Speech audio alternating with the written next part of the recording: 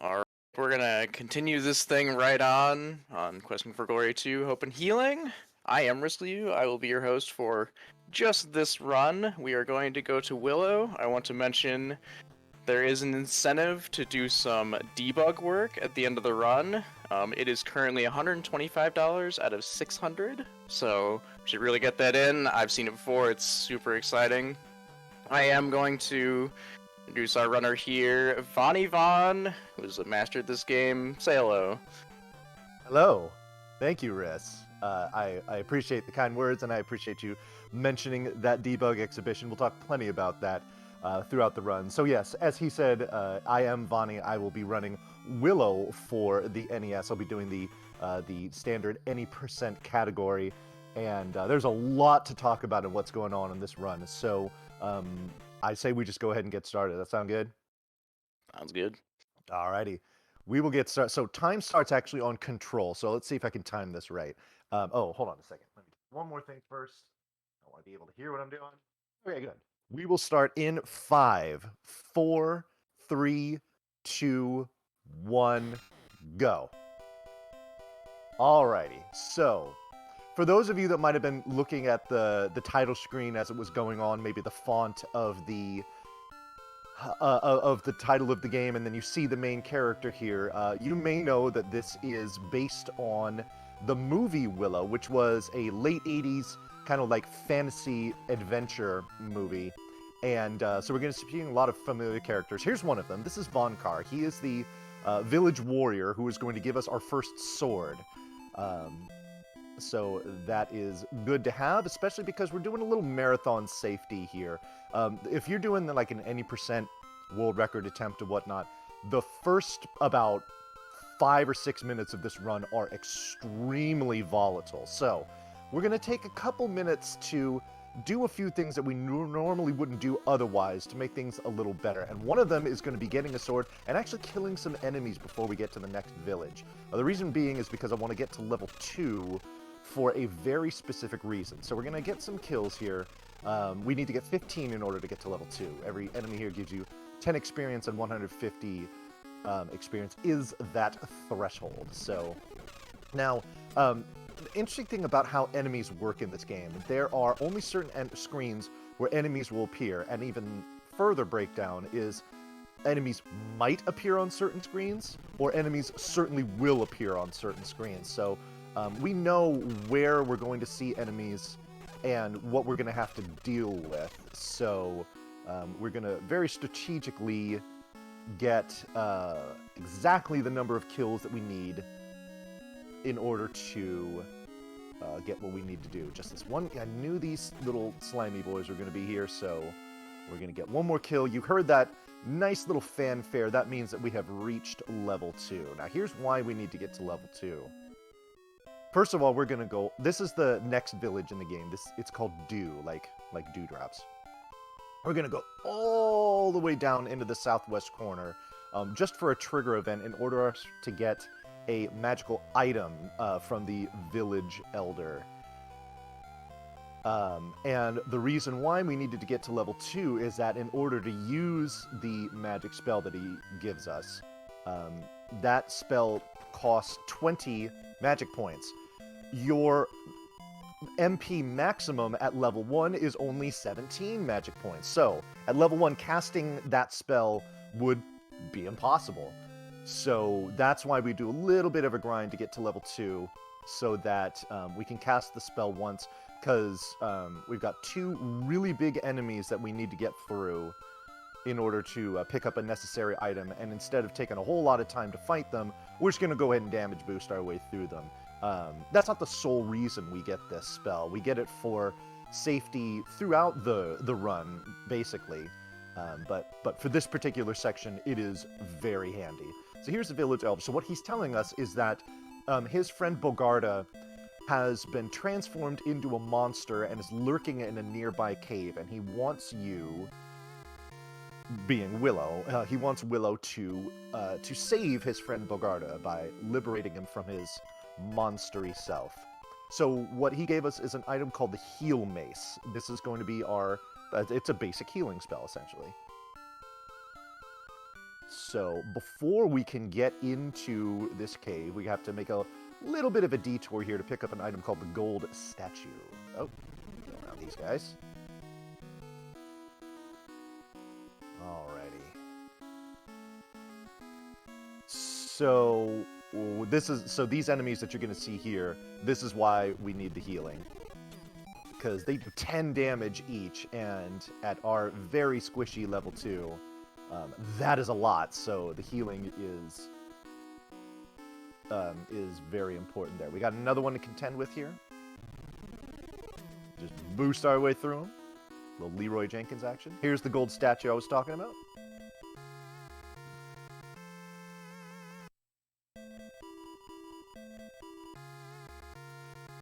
We get a heal here, which is actually unfortunate, because what I'm about to do now is something you're going to see me do many, many times throughout the run, and that is Death Warp. But let's see if we get the snake dance. Go right and then left. Yeah, that's the snake dance right there. You love to see it. All right. So, we're going to do a lot of Death Warps, like I said, and we do it for 2 reasons. First of all, a lot of times, the backtracking of whatever checkpoint you were at last makes getting to your next destination faster, but what's arguably more important is that every time you revive, you have full MP and HP. There are going to be times where we're gonna do a Death Warp that's going to take us like 1 screen over, but really the purpose of it is to refill all of our hit points and magic points. So here's why we get the gold statue. We have to give it to the skeleton so he'll get out of the way. If you don't moonwalk into this cave, the run is invalid. So good thing is that I did that properly and we can proceed. Perfect. So here we are in our first actual, like, cave of the game. One thing that you might notice about a lot of the caves and dungeons and whatnot is that a lot of the screens here look very, very much the same, and there is a glaring lack of landmarks to kind of use you to, you know, orient you as you're going through these caves. So when you're playing this game casually, it's very easy to get lost in these sections. So, for those of you that, you know, were of my generation when, you know, I was a kid when this game came out, you know, like using the graph paper or whatnot to map your way through stuff like this was, that was pretty important for a game like this. Alright, so here's our first sword upgrade. The Battle Sword. Some treasure chests will have this thing called the Light of Life. It basically just refills your HP. Some do and some don't. There's no rhyme or reason to it. It's just kind of arbitrary. So we're going to go ahead and equip that Battle Sword right away because it is stronger. And what we're going to do next is going to be... Oh, shoot. I missed the timing on that. What we're going to do next is going to be the most complicated boss fight in the run, and that is not an exaggeration. Most of these boss fights are going to be very trivial, but this one requires very specific techniques and timing. So I will kind of go silent. I'll maybe kind of explain afterwards what it is that I'm doing here. So, let's do this. So this is Bogarda. Well, this is Monster Bogarda. His face is somewhat purple. Alright, here we go.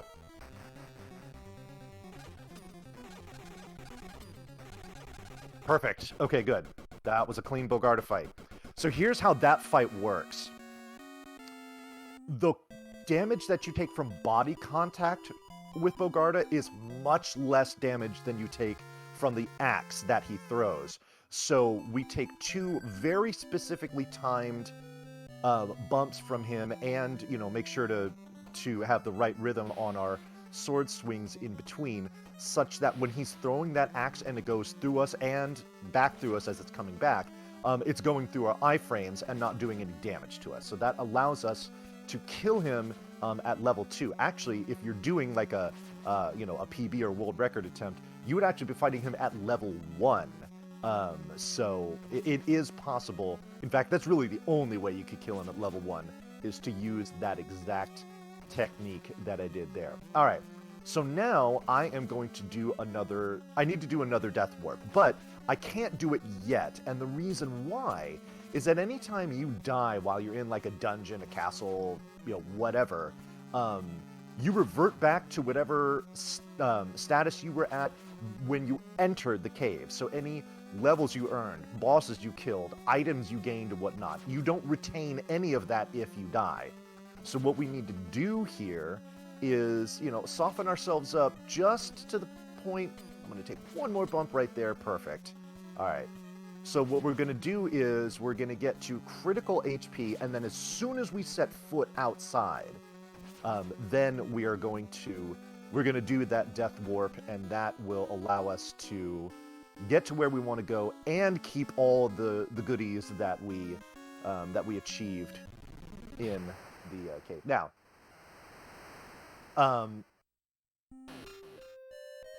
I am actually using, I always like to mention this whenever I do it for a marathon run, I'm actually using a patched ROM of this game because every time you die, cast certain spells, kill certain bosses, there is a lot of extremely strident white screen flashing in this game. And for those that are photosensitive, and even for those that aren't, it can be very disorienting. I have a very cool group of people that I worked with on this game that included Jiggly Saint and Danja and whatnot that patched the ROM for this game to take out a lot of that flashing for everybody's benefit. So yeah. So, Riss, I tell you what, I'm going to be doing a decent amount of walking through this next section. So if you've got any donations, blurbs, anything like that to read off, this would be a pretty decent time for that. Alright, well, I don't have any donations yet, it looks like. Yeah, shame. But there are a couple of things to mention here. The next game is Final Fantasy II Pixel Remaster, and there is naming bid wars to name all of the main characters, so all 4 of the main starting cast. And then there is a choose the font bid war as well. Currently the Diablo font is in the lead at $10, and there's also the options for Breath of the Wild font, Final Fantasy VI SNES font, Wild Arms font, so that's some fun things you can do there. There's also, I wanted to mention for the end of the marathon, well, if it were to be, that there's a Dream Devourer fight for Chrono Trigger, and that extends the marathon by about 90 minutes, so if you want to see more RPGs, you want to get to that bid. Indeed. Alrighty, so we are going to pop into this house here, and this lady's going to say, "Hey, stranger, my pet bird Poe has gone missing, and I fear that he might be sick or injured. So I'm going to give you some medicinal herbs, and if you happen to stumble across him, administer these herbs so that he can return home to me safely." And we're like, okay. But she also refills our health, so we're like, alright, I guess we can do that. So that's what's going on there. Also, before we got to the house, you noticed there was a screen that had like 4 of these kind of like trees on it. That screen is going to be extremely important in just a few minutes, so keep that in mind. So one thing that I also want to mention as far as donation incentives and whatnot is something that could happen post-run for this, which is called a debug exhibition. In just a few minutes, we're going to do some extremely heavy glitching of this game, and the debug exhibition basically takes that and multiplies it by 10. It is an absolute treat to watch. Please get some donations in for that, because at the very least, you are contributing to the National Alliance on Mental Illness, which is an extremely worthwhile cause, and we love to be able to raise money for them. So yes, please do consider throwing at least a few dollars towards that incentive, and I promise you, you will not be disappointed. Ooh, good despawns. There can be big enemies that spawns at the top of both of those screens that I just went through, and I got neither of them. Speaking of despawns, that's actually going to be kind of the name of the game in this cave. This is called the Matanda Cave, and we got a couple things that we need to do in here. But the first important despawn point is coming up in just a couple of screens here. Don't worry about these bats. Okay, no hornets there. That's cool. No hornets here either. Okay, this is the screen that's important. And, oh, we didn't get it. Okay, so we're going to do a little wiggle and see if that works. And it didn't work. All right, so we need to wiggle harder. So wiggle, wiggle, wiggle. Okay. Does this work? Yep, okay. Sometimes you just got to wiggle. So the reason why we despawn that is because I don't have the means to do any damage to that enemy yet, at least not reliably. And if I spend too much time on the screen with that enemy, it's real bad news. And I'll get to that later, but what I'm coming up to here is what is a real gatekeeper of this run, or at least it can be. This is an area we like to call the Hellway, and this is why, because you can get into these narrow corridors where you're trapped in between two skeleton enemies. Okay, they didn't spawn here. This is the important screen. Do we get them here? We do not. Okay. So we came down those 3 screens. We're going to have to go back through them, because this is just a dead end, where we talk to the cowardly dragon Matanda, who says, please don't hurt me. If I give you this thieves bracelet, will you just go away? And we're like, yeah, sure, that's fine. Whatever. So that's that. So now we need to come back up through here. All right. Now this first screen here now is... Oh, this is bad. Okay. The red skeletons do twice as much damage as the blue ones. So, okay. Oh my goodness. Okay. Whew. Oh my goodness. This has been a bad one. All right. Yeah, okay, yeah, we gotta heal. This is why it's really nice to have that heal mace for marathon runs. Man, they showed up on 4 out of 6 possible screens. So, in the Willow speedrunning community, we refer to that section of the game as the Hellway. Not the hallway, the Hellway, for reasons which I'm sure you have already gleaned. Now, we also have a nice little meme where if you essentially go 6 for 6, where 3 screens down and 3 screens up and you get no spawns, then we refer to it as the Heaven Way. Back to our fire magic here, because we're going to hopefully drop a really well-timed fire spell on this guy right, like... Ah, I did it too early. Okay, that's fine. Ideally, what you want to do is have him damage boost to the right, and that the northeast little fire flower will do repetitive damage to him. So this is Poe, what the lady was talking about. He says, yeah, my wing got damaged. Thanks for the herb. You're a real pal. I'm going to give you this ocarina. Now, the ocarina spell is essentially going to be our teleport spell. There's going to be a few select places that Poe can take us to, but only if we tag them first. Meaning that we need to actually like step onto that screen in order for it to show up in the menu where of options that he can fly you to. So we'll be doing that in a little bit. But for the meantime, I have to walk all the way back out to the entrance of this cave, and that's going to take me a minute. So, Riss, if you got any donations, now would be a good time. All right, I did get a couple of donations in. We do have a $25 donation from Zach. It just has a smiley face. Nice. And then I have an anonymous $5 donation that says, let's get that debug incentive. Let's get that incentive. Heck yes, I am fully on board with that. And as you mentioned earlier, we are supporting NAMI, National Alliance on Mental Illness. NAMI operates a national helpline available Monday through Friday from 10 a.m. to 10 p.m. Eastern Time, which provides information, referrals, resources, and a compassionate, understanding trained volunteer to support the caller. So any money you put towards this supports a really good cause. Wait. Come on. Yeah, okay, good. Sometimes when life gets you down and things are really difficult, you just gotta wiggle.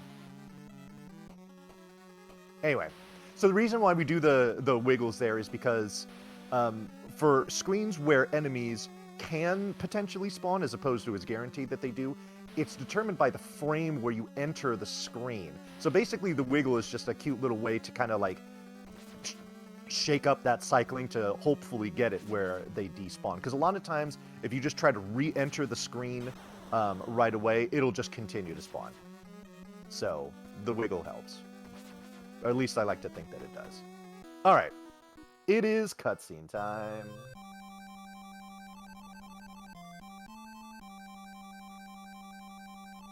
Speaking of wiggling, you see the trees, the waves, even the ground is wiggling. Everyone's getting in on the action here. It's a little scary, I'm gonna be honest. Well, speaking of scary, here's the enormous fairy Shailendra. She's actually nice. She's telling us that, Willow, it is your prophecy, it is your destiny to bring down the evil Bavmorda. And to do so, you will need this very curvy stick. Good luck. Right now, the curvy stick is really nothing more than that. This is the magic cane spell, and at the moment, it is completely useless. But that will change in a very major way a little later on in the run. Yeah, wiggle, wiggle, wiggle, wiggle, wiggle. Yeah. There we go. You get it. Okay, through this guy. That's not a problem. That's not a problem either because it didn't spawn, which is good. One thing I didn't mention in the game is that there's two different ways that you can attack with your sword. You can either stab or swing, and the way that it determines which one you do is if you're holding the D-pad in a direction, you'll stab that way, but if your D-pad is neutral, then you'll swing. There are going to be certain sections, like the Bogarda fight, where you're either going to want to specifically stab or swing, and it's very important. Speaking of very important, we're going to pick up a sword here called the Devil Eye. This is unique because it only hurts ghost-type enemies, which I'll get to when we get to them. But what we need to get to right now is a donation incentive that y'all have already met, and that is the donation incentive to free our boy, my boy, your boy, Mad Mardigan here. Val Kilmer is very sad. He's sad Mardigan because he's chained up. So we're going to go and we're going to get a key in order to unlock the shackles that bind him. Now, because of the route that I'm doing through this game, rescuing Mad Mardigan here is not necessary. In a casual playthrough, or if you were doing a glitchless run, you would need to do this. But I will not, and the reason why I won't need to do it is pretty wild. So if you've never seen the any percent run of this before, hold on to your butts because it's gonna get real funky real soon. But first we gotta take care of Mad Mardigan. Very important to do that, especially because you donated for it. I forget what the threshold was, but it was fairly high, and y'all met it before I even started to get set up for the run. So thank you all very, very much for making your donations to Luce, our friend here. So he's still sad, but that's okay. Because he's free now. He does give us a necklace. It's made out of cheap glass. And like I said, it's for the purpose of this run category, it is, oh, this is not good. I need to heal because I've taken a whole lot of boosts in that section to get through there. Okay, phew, that would have been death otherwise. Alright, so what we're going to do coming up on the next screen here, after I equip this, Ocarina spell, is we're going to tag this screen. This is the bar. Normally you would need to keep walking to the right and go through and do some more stuff. But not us, because we know of a little special trick. First we're going to have Poe take us back to his mother's house. We call her Poe Mama. That's kind of the meme there. Alright.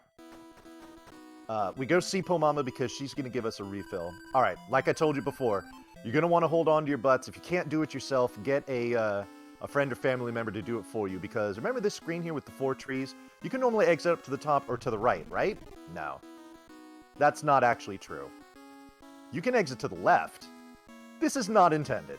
We went through that little seam in the grass there. We're going to go to this next screen, and oh my goodness, things have gotten very, very funky.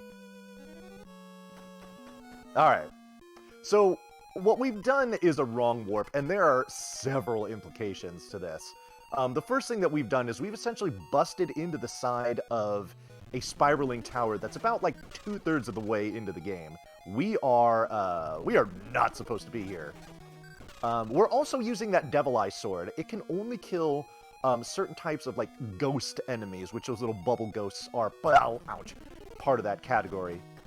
So we're going to need to switch to this sword in select places, because if we need to clear out these enemies, or if we want to clear out these enemies, then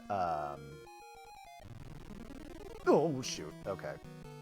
So what's not fun about those bubble ghosts is that if you leave them on screen for too long, they will split and turn into 2. But what's even more trolly about that is that every time that happens, they use your MP in order to split. It costs you 10 MP for them to multiply, which does not seem fair. There we go. Okay. Alright. So now we're at the top of the tower. We're going to get the red crystal. Now what the red crystal is going to do is it's going to open up a gate between the 2 towers. Now normally, the red tower isn't open to you at first. You need to go in the tower on the right to get the blue crystal. That opens up the tower on the left to get the red crystal. Well, because the game only checks for the red crystal to open up the gate, we can just skip the blue crystal tower altogether, at least for its intended purposes, and do what we need to do. But now that we have the red crystal, we're going to go ahead and hop on out of here. Go back to Poe's house. Say hello to Poe Mama one more time. Gonna give us a refill because I took a little too much damage in there. And because we had such a fun time going down to Funky Town, what do you say we do it again? We're gonna go ahead and go on through here, only this time, oh no, we're gonna get stuck. If you enter this screen too low, then it's then you get stuck in there and you can't continue to move. So I goofed there. We got to go back to Poe's house. Not a big deal. This only loses about like 15-20 seconds. Not a problem. I don't even need to refill my magic. So yeah. So the area between the edge of the screen and that leftmost tree, where you can walk through and get to that point, is pretty small. There we go. That's what we wanted. All right. So we busted in this side of the same tower again, only this time we're going to go down.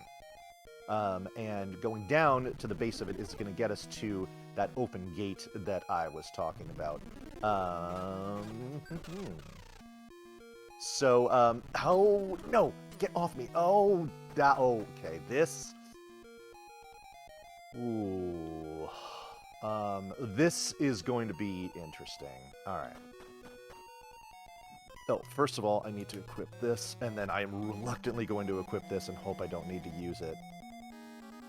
Oh, stay away from me. Thank you.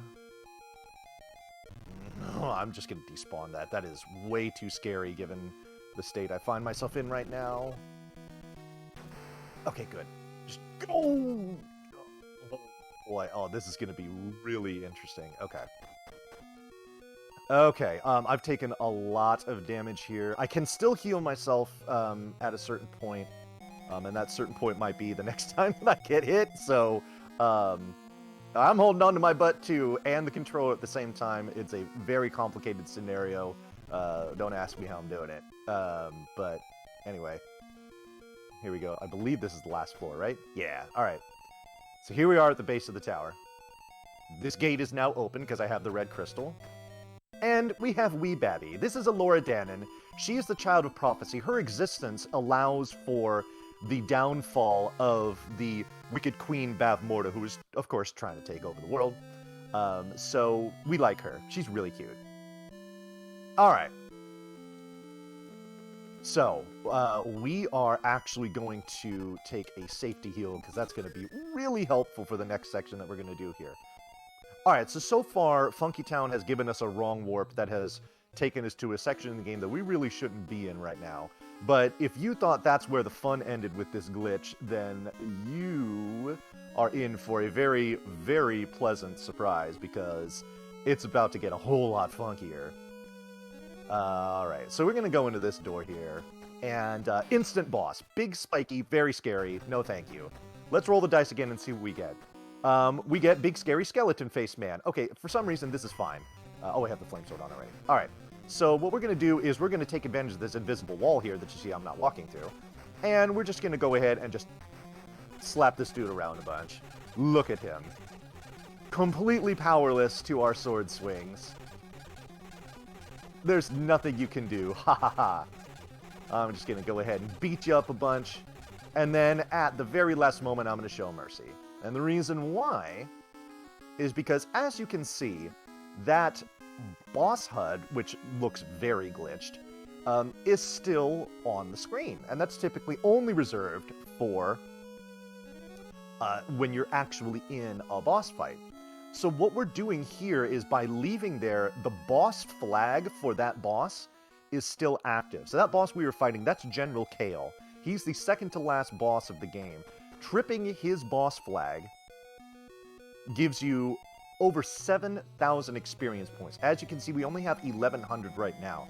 I'm going to hopefully go from 1,100 experience to about 60,000 experience in about like a minute and a half. And I'm going to do so by assigning that boss flag to the first enemy that appears on this screen, killing it, and just repeating that process a bunch of times.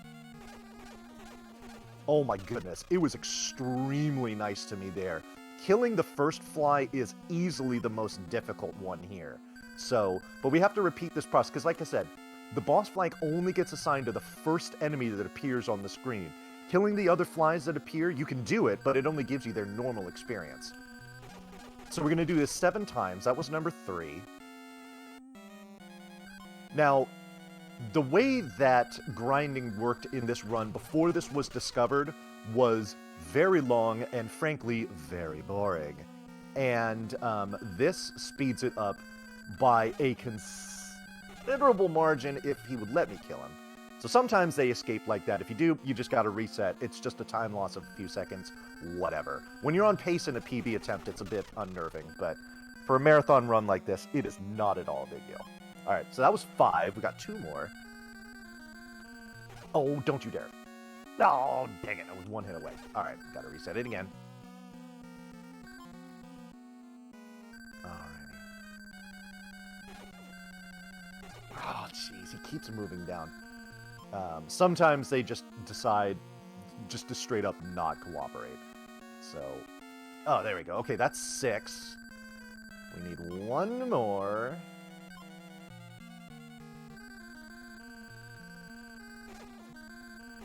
Oh, got it. Okay, good. Alright, so that is 7. So, now that we've gotten all this leveling, we need to do a death warp. But like I said before, because I'm in this tower, if I were to do the death warp with those flies there, without being outside, I wouldn't get credit for any of this stuff. So by the time it's all said and done, we're going to go from level 4 to level 14. Now, as a point of comparison, the level that I was... Oh, I'm sorry.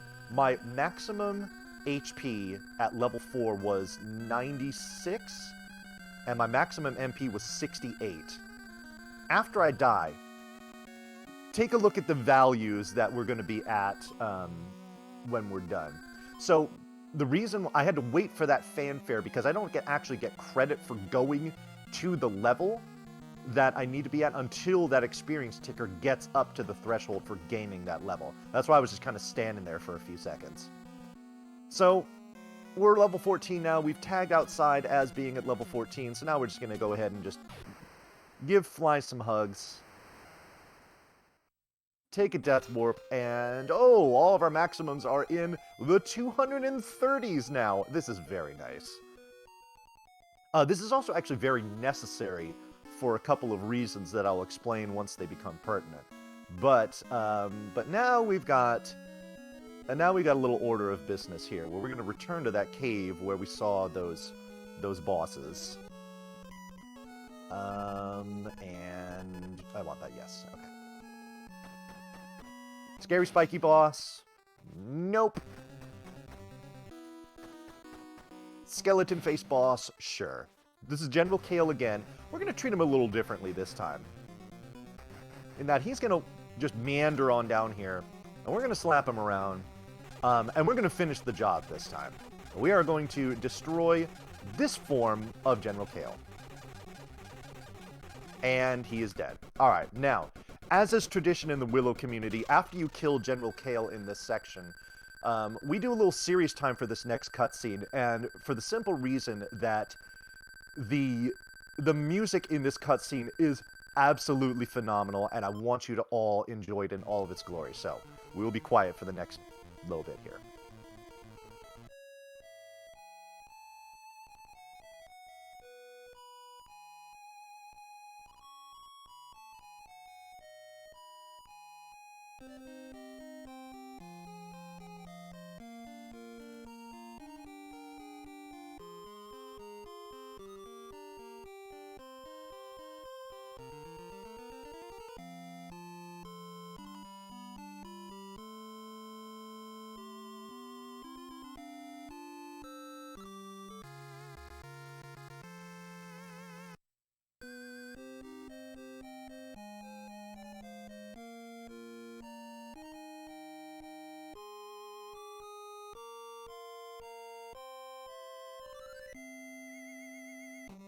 Awesome. Thank you for paying proper respects to the national anthem of Willow. That is Zena's theme. So just like with Bogarda, there was another gentleman there. His name was Moose. He got transformed into a monster against his will, and we liberated him by killing quote-unquote him. It was actually General Kale. And then you get the cutscene there saying that his long-lost love Zena has come back to let her know that that she always loved him, and so he joins her in eternity, and they live happily together, and it's really sweet. So, all right. So we're kind of going up the down staircase here, and that we're kind of backtracking for what is the intended way that you should be going through this section of the game.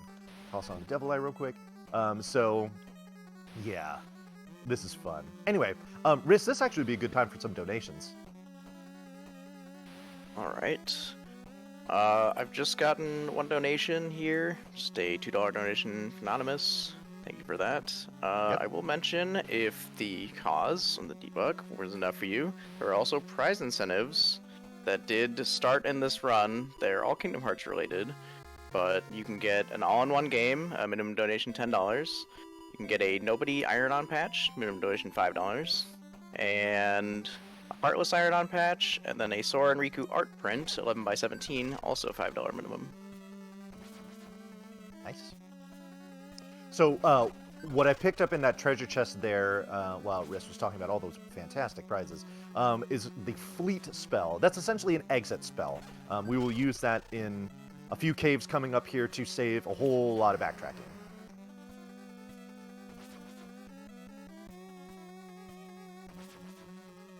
Oh, yeah, I'm away. You too. So those little kind of like pebbles that you see these certain enemies dropping, these are from the ghost enemies, of which the mask is in that category. I am using the Devil Eye sword right now. That's how I'm doing damage to them. And those little pebbles refill 10 of your MP. This is actually going to be really important in a section coming up here, where we're going to be casting a lot of magic, and we're going to need to get some of those pebbles to refill our MP. One of them is necessary, but a couple extra would be nice just for some safety. All right, so this is Finn Rizal. Right now she's a possum, but that's going to change because we have the cane and we are at least level 13. One of the reasons why that grind is necessary, because now she's in human form.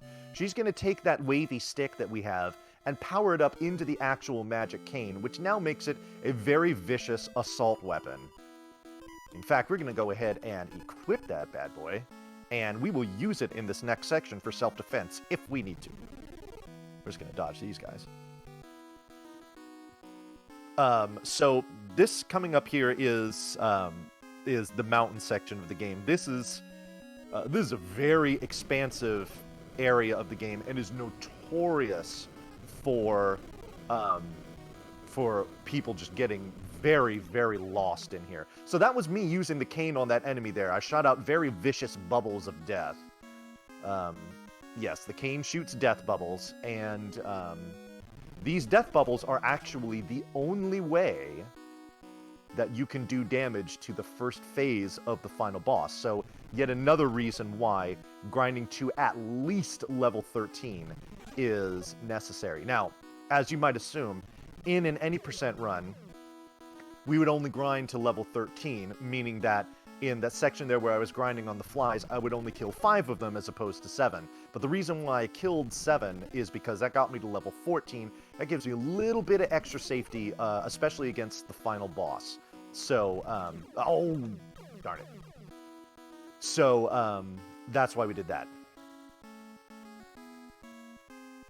Ooh, that tracker did jump. I am going to get to a section here where we've got a whole lot of just nothing but walking to do, and I want you to tell me all about what happened there, Riz. But give me just a second, because there's one thing I want to collect here and explain before I do that. So this is the Monster's Bone. In our menu, it shows up as the Spectre Magic. I'm going to demonstrate what this does in just a couple screens here, because it is incredibly useful. So, in fact, let me go ahead and equip it right now while I'm talking about it. We're going to get to the edge of this screen right here, and bloop, we become Slimy Boy. Now, Slimy Boy is really cool because we can just go ahead and just squidge our way through all of these screens, and what's significant about this is that you notice that no monsters are appearing, because now we are one of them, and we are not a threat. So we can just scoot through a whole bunch of these screens, and just with nary a care in the world, we are completely safe from any kind of attacks. So that is cool. All right, Riss, that donation tracker jumped. Talk to me. I got the lowdown for you. I had one donation. It is a $468 donation from Axton. It just says good luck, Vonnie, but it also means we did reach our debug goal. Let's freaking go, dude. That, you said it was from Exodus? Yep. Oh my god. Okay, Exodus, big shout outs to you. Thank you so much. First of all, for the donation. That is a healthy donation to a fantastic cause, so we really appreciate that. But then also to get that debug exhibition mode met, everybody thank Exodus, because he just did y'all a huge favor to give you some real quality entertainment in about, let's say, about half an hour on this lovely Sunday. So that was super awesome. Exodus, much love. That was fantastic. I'm very grateful. Very grateful. All right. So what happened there when I was in that house talking to that lady is she gave me a magic spell called Thunder.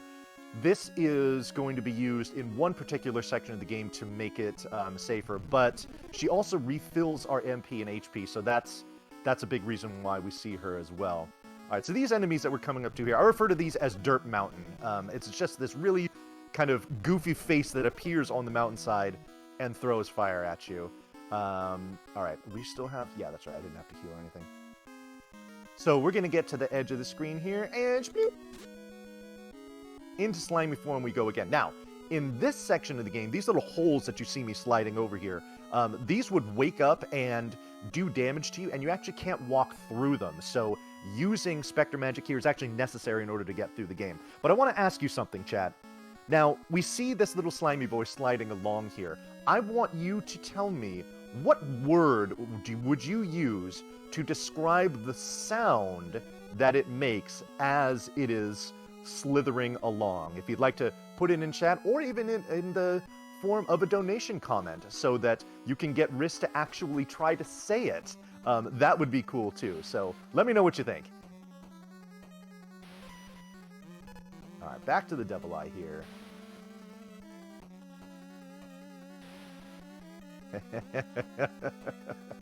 Oh, I'm seeing plenty of offerings in chat. This is great. I'd love to say any of this. That's all I'm saying.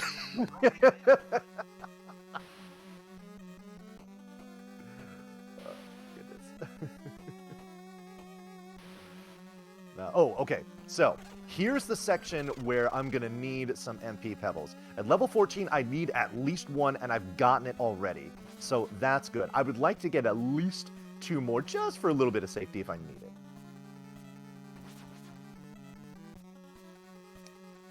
All right. So this next section here is going to be one where we're going to be doing a lot of back and forth here.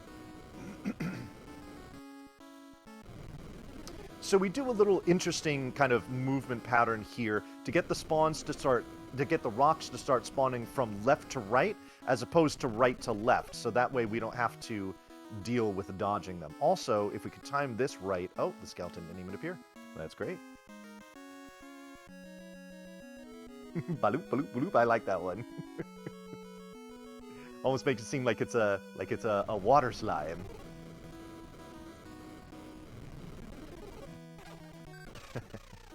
Alright, cool. There's another one. And I can't reach either of them, so we just let them go. That's fine. Alrighty, so we're just going to take a quick dip into this cave just to do a couple things that we need. These hornets are really mean. They do 30 damage each. And in any percent run, they are terrifying. This guy, however, is Bird Friend. He is going to give us a weapon called the Wing Sword, which, much like the curvy stick that we first got from Shalindria, right now it is extremely weak and basically useless. But again, that will change a little later on. We don't want to see skeletons here, so we're going to wiggle, wiggle, wiggle. And does that work? Yes. Tell you folks, the wiggle is cannot be denied. Well, sometimes it can when it doesn't work. All right, so we have to talk to this lady. She tells us about a cursed bridge, and we're like, okay, that's cool. And then we're going to use our fleet spell to get out of here.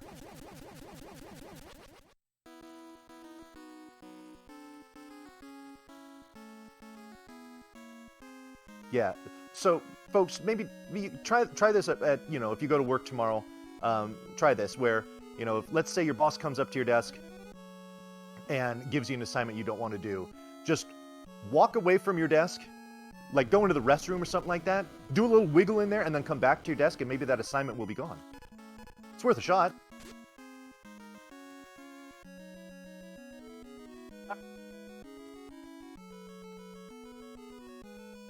So we're in slimy form again. Like I said, this is going to be a very common theme. We're going to use this a lot.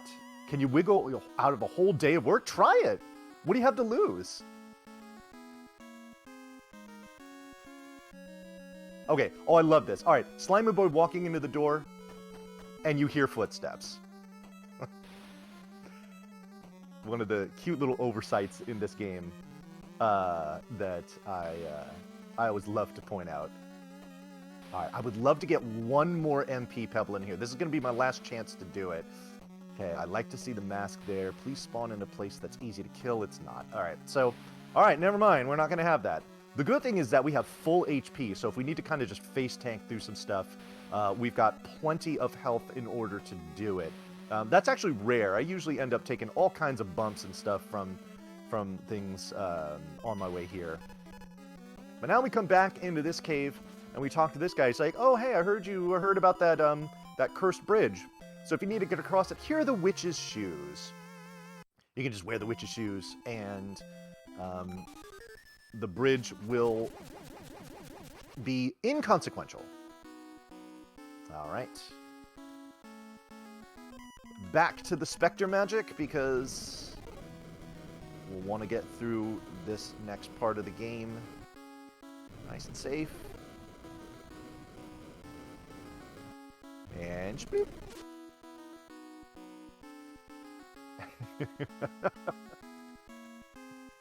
Wells with the sage advice. Alrighty. Riz, if you got any more donations, this would be a great time for them. Apparently you only bring in gigantic donations. So. Okay, I'm totally cool with this. Let's go. So I have a $250 donation from Coden Data. It says, thanks to Nami for all the amazing work they do. This goes to watching some amazing cutscenes in Chrono Trigger. Yo.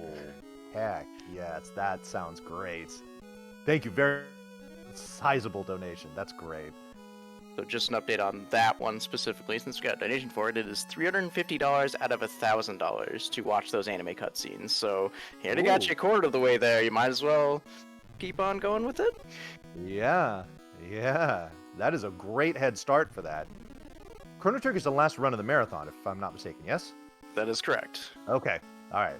So, you still got time, but don't rest on your laurels there. You want to make sure that you get the money in to see those cutscenes, because I'm sure they're glorious.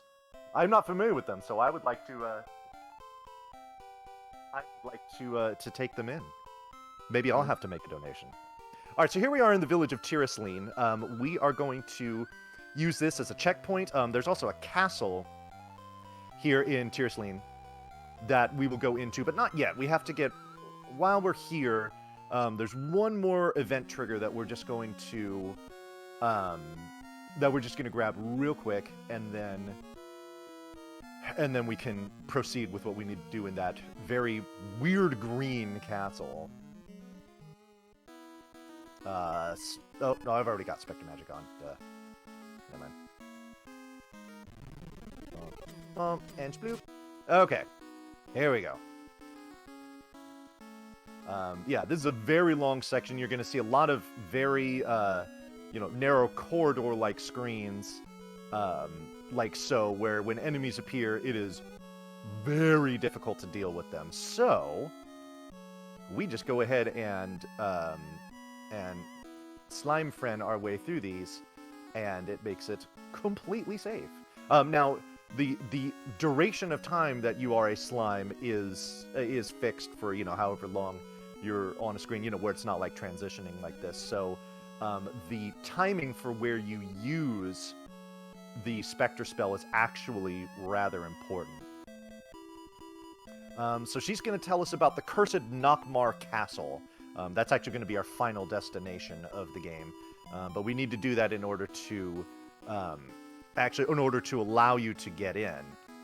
But in order to get us there, we're going to make this guy appear. We're going to enjoy his fireballs and some contact here, and we're going to take a little death warp here. Back to Tirisleen we go, and now we can go into the castle itself at the end there. All right. You know what? Let me do my menu here.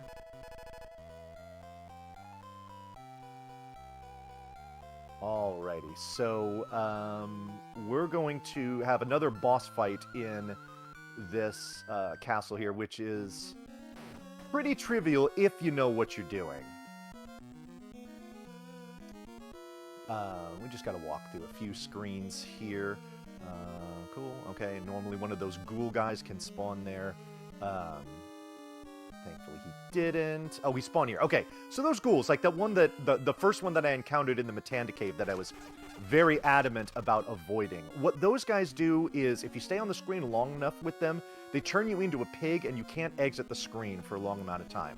Very bad. Alright, so this guy we're walking by here, his name is Eric. Just remember his name, that's all. Alright, so here's the boss. We're going to stand right here and... very specific rhythm there. Just slap him around, and that's it. Didn't even throw any fire at us or anything. Very easy. Alright. So, these cutscenes here are pretty funny. For a couple reasons. First of all, this guy introduces himself as Kale, which is funny because this is now the third time we've seen him. We've met him twice already. Also, here's your boy Mad Mardigan again. He says, we meet again. Now, if you're doing any percent, you normally skip him. So this cutscene here would actually be the first time that you talk to him.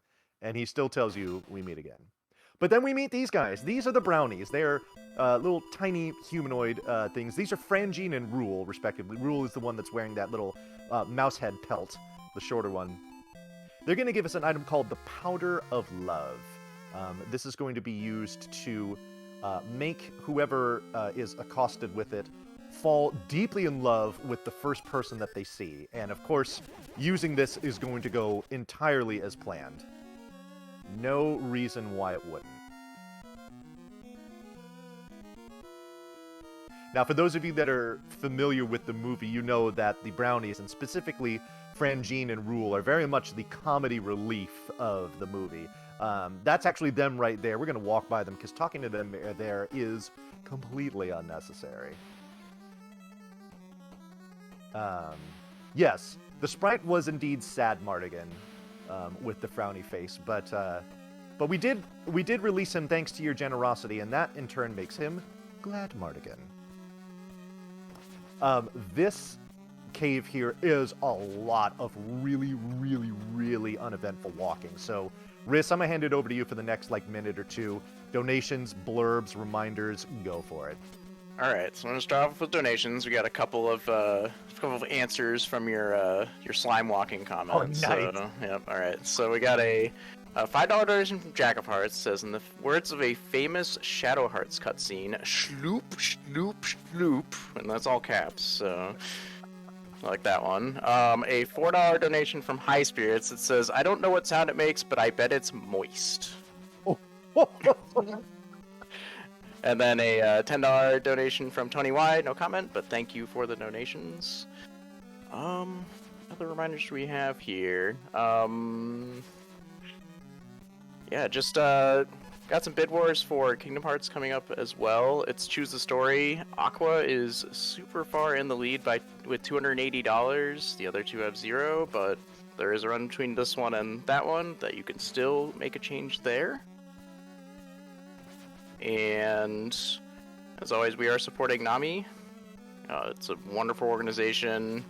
Mental illness affects a lot of people in a lot of various ways, and they have a lot of many things that they do for it.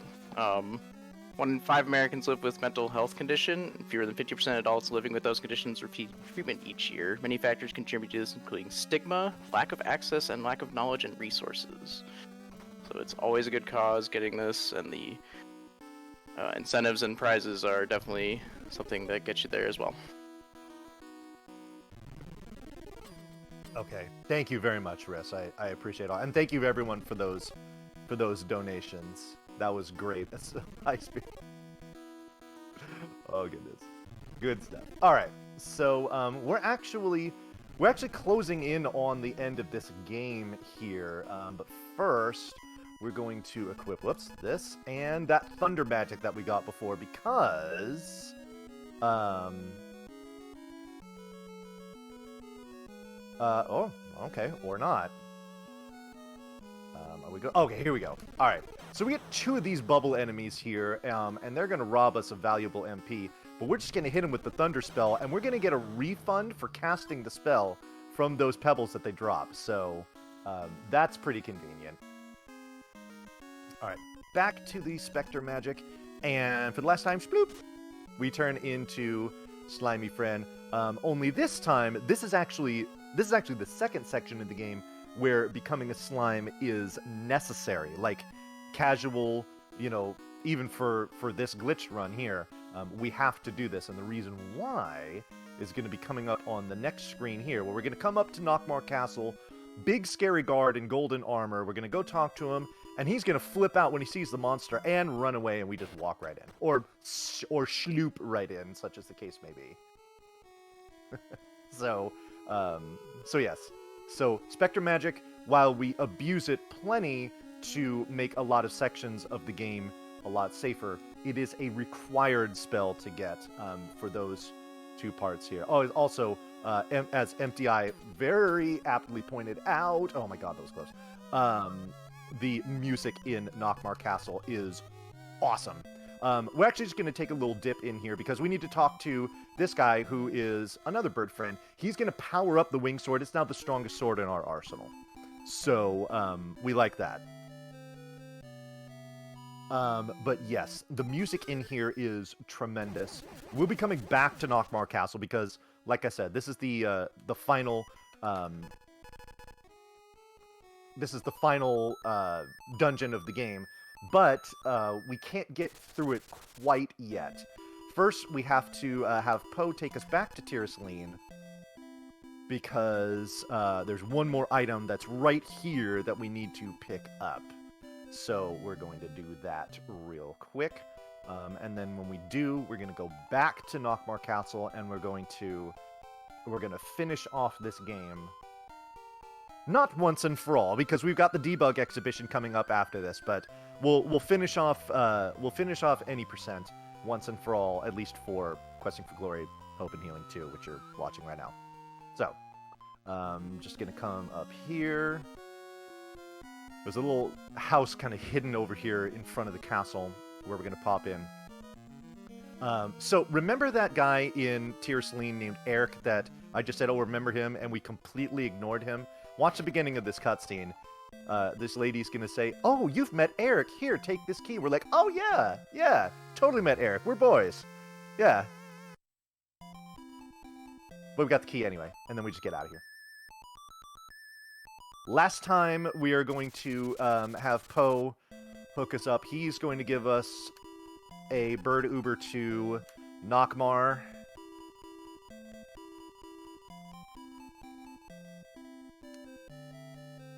And for the last time, hopefully, in this run, we are going to suffer a death. This one is obviously intentional.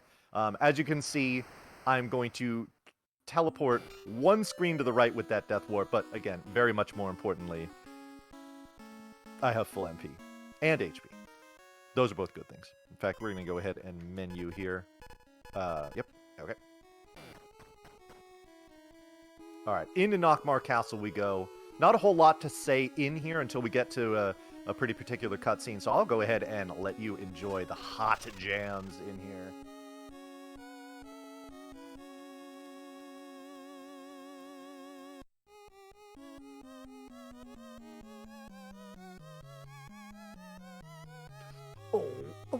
Oh, thank goodness. Okay. That guy spawned in a way that he might have been able to have me impiggened with his spell, but fortunately I got out of there quick enough.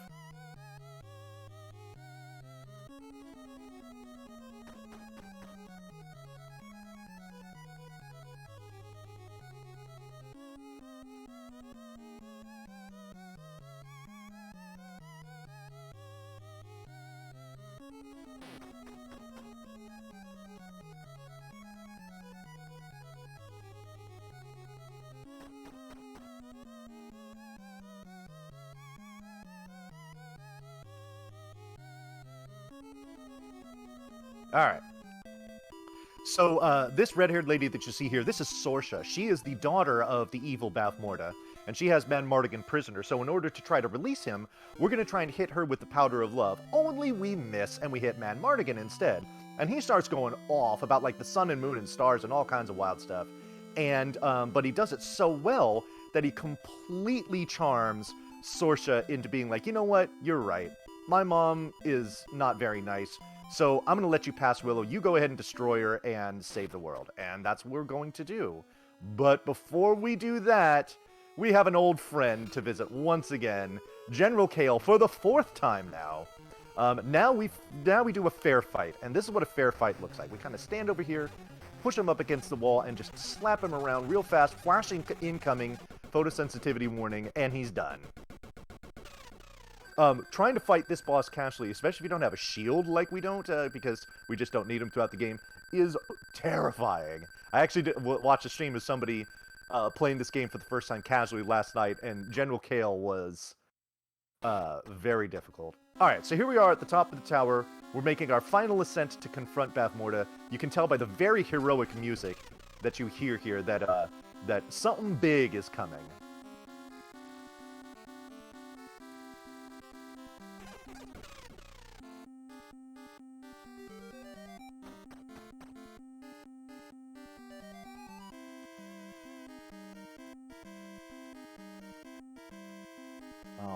So we really just have a couple, just some climbing to do here.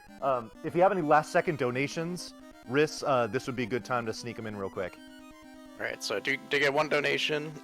It is a $50 donation from Anonymous. Thank you very much for that donation. That does also put us above $31,000 for the marathon, which is exciting as well. So it's great. Thank you guys so much for all of your donations. Everyone here is making a huge difference.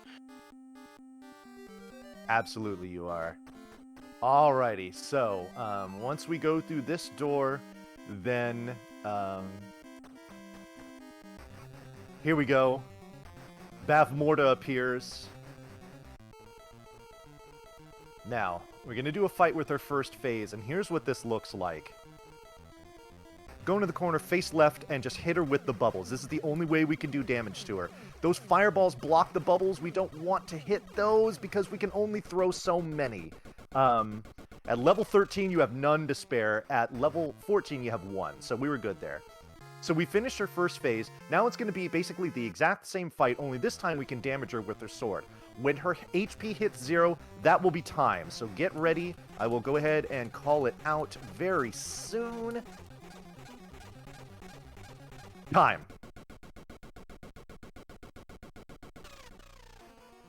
Alrighty, so a 102.32. You know, for having to rescue Mad Mardigan and do marathon safety, a mid 102 is pretty good.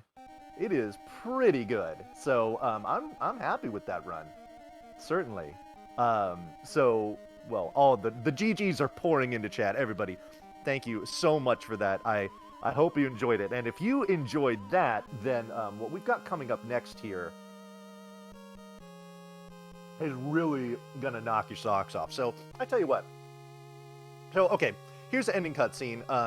Bavmorda's destroyed. The people of the world elect Elora Danon to be their leader. She becomes the queen, and everybody lives in happiness and prosperity. Blah blah blah. Okay, yeah, that's cool. All right. What I am going to do is I'm going to set up something here. I'm also going to ask my restreamer to please reset the timer.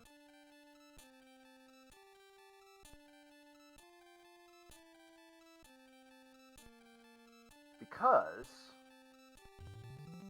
we are going to do another run of sorts, only we are going to do this in what is called Debug Mode. In order to enter Debug Mode, we have a specific password here that we need to enter to activate it. Now, normally you would say, okay, if you're doing an any percent run, unless it's like a new game plus or whatever, you say, yeah, entering a password kind of sounds like cheating. Don't you want to start from the beginning of the game?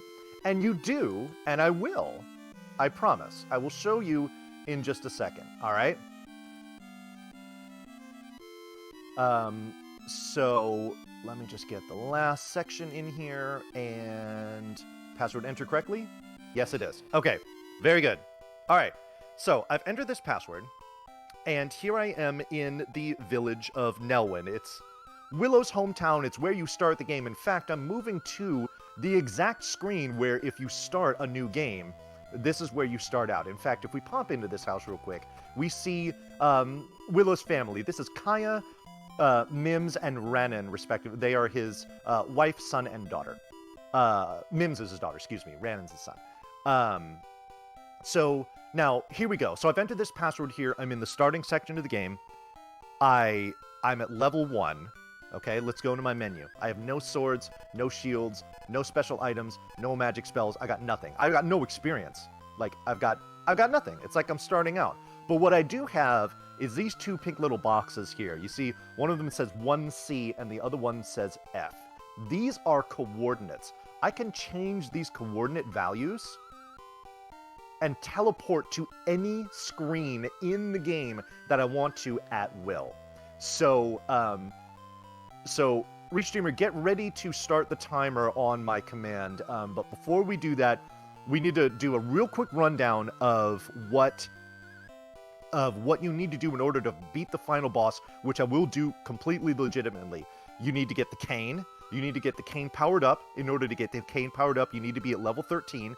And you need a sword to do damage to the second phase of Bavmorda, okay? So we're going to do all of those things, and we're going to go from right here in the beginning to killing Bavmorda in just about 5 minutes, okay? So, if you let go of your butts after Funky Town, be sure to hold on to them again, because this is about to get real wild, okay? Everybody ready? Restreamer, if you could start the time in 5, 4, 3, 2, 1, go.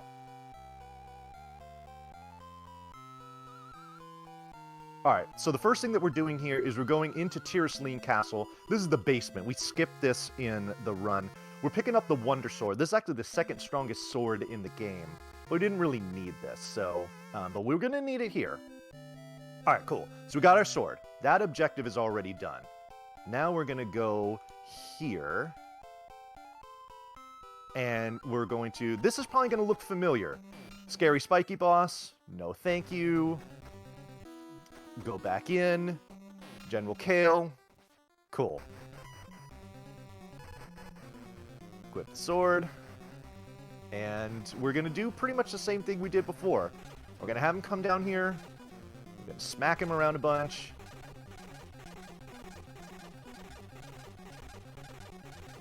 Show mercy. And then we're going to move over here.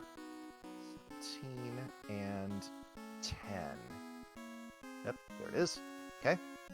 And then we're going to come down here, and we're going to kill that little slime, and because that is, quote-unquote, the first enemy to appear on the screen, repeating this process is giving us about 7,200 experience per pop. So I'm going to do this 6 times. That's 3. 4. Back down. 5. One more time. And 6. All right. We're going to come all the way over here. And then we're going to go to 14A. All right. This screen should look familiar, too. This is where we stepped out of the Matanda Cave. Everything went very wiggly. And we got Sherlindria to appear. Wiggle, wiggle, wiggle, wiggle, wiggle. Yeah, there you go.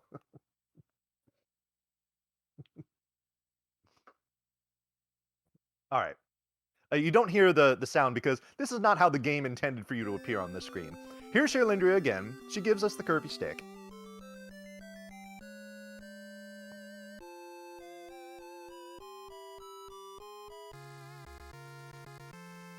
All right. So we have the cane. We have the experience to get to level 13, but we're not there yet. Remember, you have to let the counter actually get to the threshold in order for you to get credit for it. All right, so now we're going to go to C... Whoops, I went the wrong way. C6. All right. We're going to take a few bumps here because we're going to want to do a death warp in a second, and that'll just help us get there. So what's behind this HUD that you can't see is the door into Finraziel's cave, and this is where we turn her back into human form. She powers up the cane, which allows us to do damage to Bavmorda. But we have to wait here because we got to let the timer, the experience counter, tick up to, it's like 39,400, 300, 400, something like that. So once we get to that threshold, when we hear the, when we hear the next fanfare that we get to, that's going to get us to the level. We'll just walk in and do what we need to do. So, almost there. Almost. Almost. Almost. There it is. All right. Here we go. Finraziel, currently a possum, soon to be human.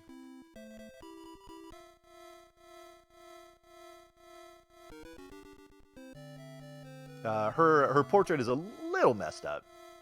That's okay.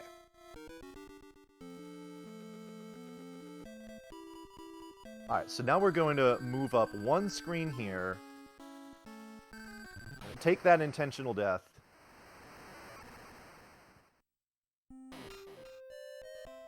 One more teleport to do... Whoops, wrong way. And right into Bavmorda's chamber we go. And here we go. And this fight is going to look exactly the same as it did before. Let me equip my stuff.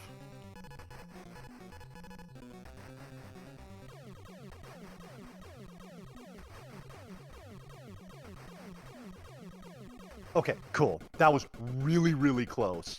One of those fireballs she threw out, which can block those cane shots, almost was problematic. Alright, so here we go. Cutscene in between her phases. Background is a little different. And again, time will be when her HP hits 0. That's time. So that should end up being right around 5 minutes. Oh, 4:56. Wow, that's pretty good for doing this. So here you go. Here are your credits. So we beat Willow in 5 minutes. Pretty cool, right? You got to be saying, wow, we just saw it done in an hour. That was a really good run. Now we saw it done in 5 minutes. That's just, it's bananas. Like, it can't get any more wild than this, can it? What if I told you that it can? We're going to go right back into this here, and I'm going to show you something that is really, really going to put your brains on the ceiling. Restreamer, please reset the timer one more time. Because we are going to beat Willow from start to finish in about a third of the time that you just saw me do it. Same password. Things are about to get real, real funky. Alrighty.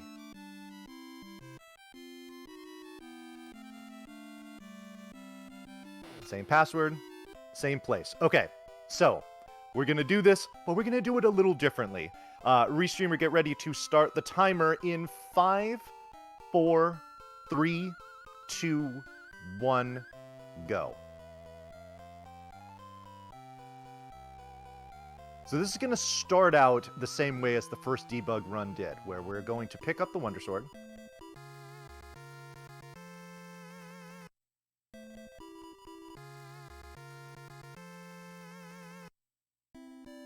Okay.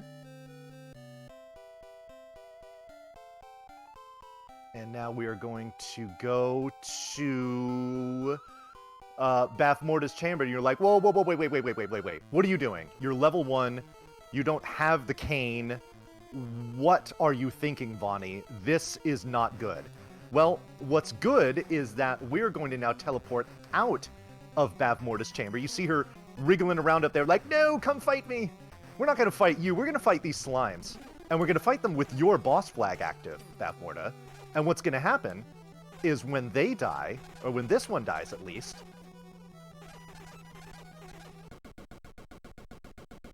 they're going to flash. Your cutscene is going to trigger.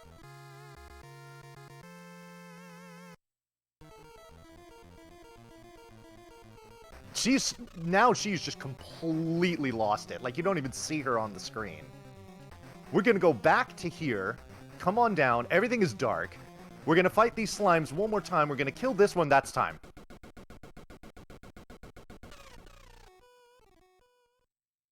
And here's the ending cutscene. You've already seen it twice, so you know it's legit. So that was Willow beaten from quote-unquote beginning to end in a minute and a half. Real funky stuff, really fun to show off. Thank you, everyone who donated to make that happen, namely Exodon, who put in a huge donation to meet this incentive. But thank you all so much. And thank you again for a third round of GGs. It's very rare that you get 3 separate waves of GGs in one marathon run. So I appreciate all of that very much. Speaking of appreciation, if you enjoyed what you're watching here, if you enjoyed my commentary, the game that I'm running, a combination of things, whatever, please do give me a follow on my channel. I run games like this all the time. This is one of my main ones. In fact, when RPG Limit Break itself does happen again, I will be running this game before that event. So if you like this and want to see it again, that'll be a good place to do it. But like I said, I do it on my channel. I do it for all kinds of events. So yeah. One thing I want to mention before I sign off here is about the next run, and this is really funny. So coming up next is going to be the Final Fantasy II Pixel Remaster being run by Boy Porsyth, but also my friend Deln. Now, the funny thing is I actually ran Willow for another marathon yesterday, and the run before mine was Delm doing Final Fantasy II Pixel Remaster. And now a day later, I'm doing the same run, and he's also doing the same run right after me, only it's the run after mine. Just kind of a weird how the universe works in that way. So, just, I don't know. Thought I'd mention that. I think it's funny. Anyway, that's going to do it for me. Shoutouts to everyone at Questing for Glory and RPG Limit Break for having me here and allowing me to showcase this really cool game, and of course the debug mode as well. That's going to do it for me. Riss, I'll toss it on over to you. Thank you everyone for watching. Hope to see you around soon, and until I do, take care everyone. Alright. Gonna round this out with a couple donations that came in just at the end during the debug showcase.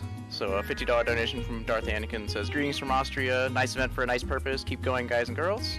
A $1 donation from Mokomichi USA. It just says, "Go Maya Go," one of the name incentives. And then an $11 donation, no comment, from SQU. So thank you for those. We are going to go to Final Fantasy II Pixel Remaster, like Vonnie mentioned, right after this. So stick around.